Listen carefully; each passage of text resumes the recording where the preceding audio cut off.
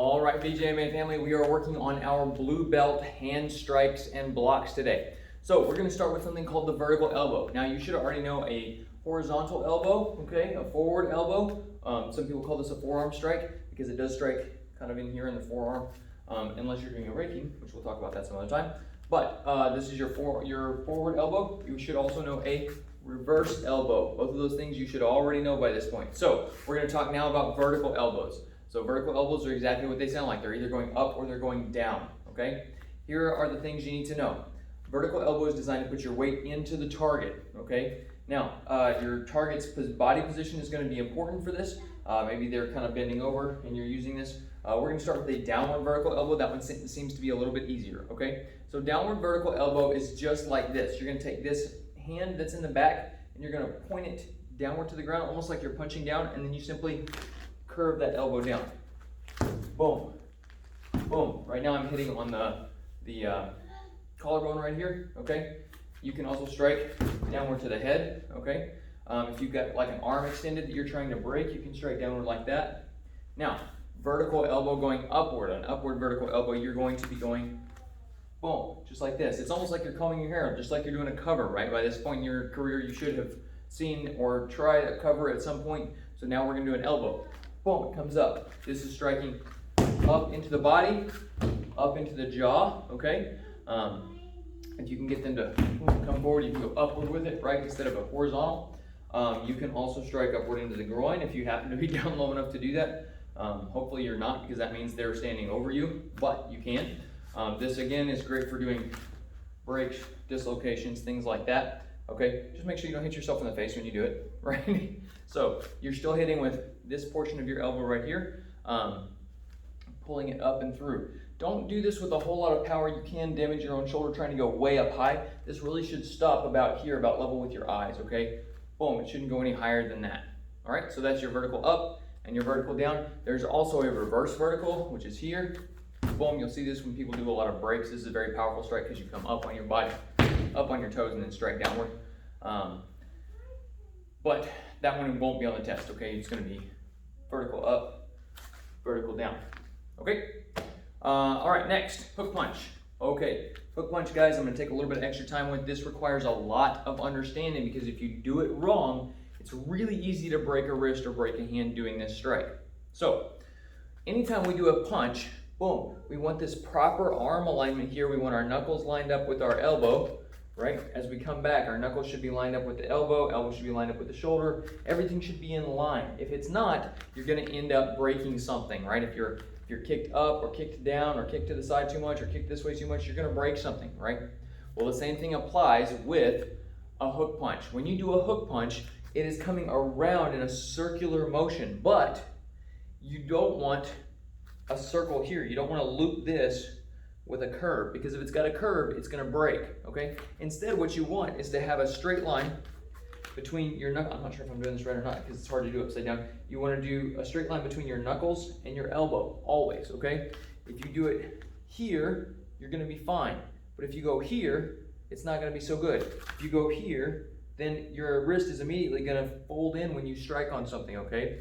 So, as you strike with a hook punch, you want kind of a 90-degree angle between your hand, between your elbow and your upper arm here, because you're actually using your hips to turn through this. There's not actually a whole lot of arm power in this, because if you just do it with your arm, boom, there's really not, and you kind of have to pull it in, and that's weird, okay? So instead, you want to hook with your body through the target, right? There's your hook punch. You can use it up high, you can use it down low, and you can even come up like an uppercut, okay? But that's your hook punch. Bring it in. Make sure that when you strike, your knuckles are flat with the surface of your that you're striking. You don't want to be here, you don't want to be here, all right? Boom, there's your strike. Okay, oh, also don't try to do it way up high because it's bad for your shoulder. All right, spear finger. Okay, guys, so in your current Pumse that you're learning as a green belt or as a purple belt, you're gonna find that there are some motions, okay, that have your hand sticking out here, and when you get to green belt, your Pumse to go to blue has a spear finger strike in it. So I want you to know that this is not necessarily a strike with your fingertips. Guys, fingertips are very, very weak. Unless you spend a lot of time conditioning them, hitting them in sand and doing all that kind of stuff, which we don't do here, you're gonna break your fingers if you try to strike with them. Here are two uses for the spear finger, okay? Number one, the flick. Boom. I'm not actually trying to strike into his eyeballs. I'm simply trying to get a reaction here. All I'm doing is flicking, just barely tapping, okay? Because as soon as you flick towards somebody's eyes, they go, oh gosh, right? They try to close their eyes and they react to it. So you want this flick motion, that's fine. That's kind of a spear finger strike, okay? If you were doing a spear finger strike and trying to make it look formal, it would kind of look like that. Okay, number two, when you do this cover and spear finger motion in your poomsae, which you'll see a lot in a whole lot of poomsae from different schools, it's actually not a strike inward with your fingertips, okay? This is actually a glancing palm strike to the jaw, okay? Now, you can clear something and push these fingertips into a soft spot in the body, usually the throat, okay? Trying to get somebody to back off of you, like if somebody's trying to grab at you, boom, push, right? You can do that. You can cover that arm and point and push in, but that would be more of a push rather than a strike. However, this works great to slip in. If somebody has their hands up here, you can push the hand out of the way, boom, and strike inward with the hand, okay? I'm striking with the palm of my hand, a glancing blow to the jaw, all right? Coming right in here, boom, going back and upward. You're not really gonna catch and do a full palm strike here. You're gonna kind of come alongside of the jaw, try to get that kind of a twisting, glancing motion, okay? So you're gonna push, boom, there, all right? There's your spear finger. Okay, wedge block. Well, you know, unless you want to go back and do all the sand training and all that stuff, I do not encourage that. Wedge block. Wedge block is very simple.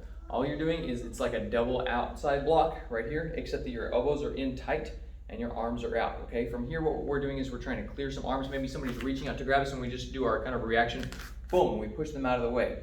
This works great because then you can rotate your hands, grab, and then strike, okay? So if you were to reach out and grab me, I can simply, boom, push those hands out of the way, grab, and then boom, strike with the knee strike, front kick to the legs, pull him in, do a takedown, something crazy like that, okay?